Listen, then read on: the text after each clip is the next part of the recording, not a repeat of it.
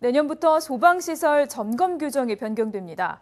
매년 한 차례 이상 건물의 관계자나 소방안전관리자 등이 소방시설의 정상 작동 여부를 자체 점검해 그 결과를 제출해야 되는데요. 자세한 소식을 광주시 소방안전본부 박내연 소방장을 통해 알아보겠습니다. 한 주간에 발생한 사건 사고를 알아보는 광주광역시 소방안전본부 박내연입니다. 먼저 한 주간에 발생한 사건 사고 통계입니다. 화재 17건, 구조 132건, 구급 1,309건, 화재로 사망자 1명과 6,235만 원의 재산피해가 발생하였으며 사건 사고 현장에서 73명을 구조하고 1,003명을 응급처치 후 병원으로 이송하였습니다. 지난 12월 15일 오후 5시 32분쯤 북구에 있는 한 미용실에서 화재가 발생했습니다. 다행히 인명피해는 없었지만 미용실 벽면 일부와 집기류가 불에 타 100만 원가량의 재산피해를 입었습니다. 소방당국은 미용실 뒤편에서 시작된 화재가 내부로 확대된 것으로 보고 정확한 원인을 조사하고 있습니다. 12월 17일 오후 6시 58분쯤 광산구 하남동에서 발생한 공장 화재 사고입니다. 오후 6시경 모든 직원들이 퇴근한 후에 발생한 화재로 공장 일부와 기계류가 불에 타 500만 원가량의 재산피해를 입었습니다.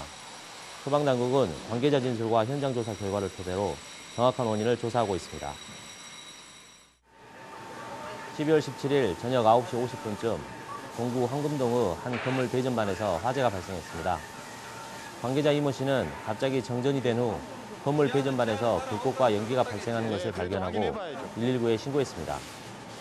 이 화재로 다행히 인명피해는 없었고 배전반이 소실되면서 300만 원가량의 재산피해를 입었습니다.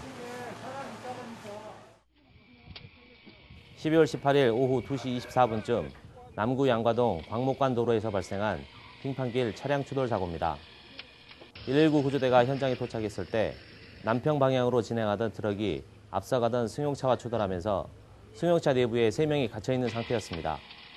구조대원들은 운전자 김모 씨 등 3명을 구조해 응급처치 후 인근 병원으로 이송하고 결빙 구간에 염화칼슘을 뿌려 2차 사고를 예방했습니다.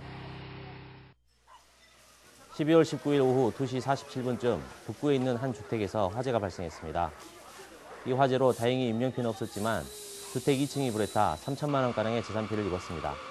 소방당국은 주방에서 처음 화재가 시작된 것으로 보고 정확한 원인을 조사하고 있습니다.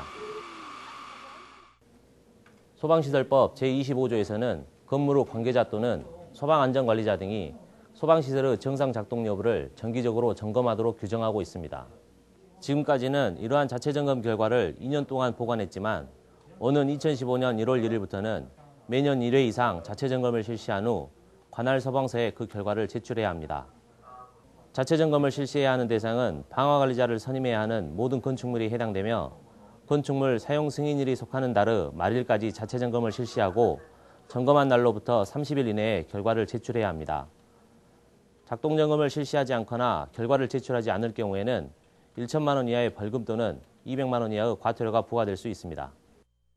새롭게 적용되는 소방시설 자체 점검에 대해 궁금하신 사항은 가까운 소방서에 전화 또는 방문하셔서 자세한 안내를 받으시기 바랍니다.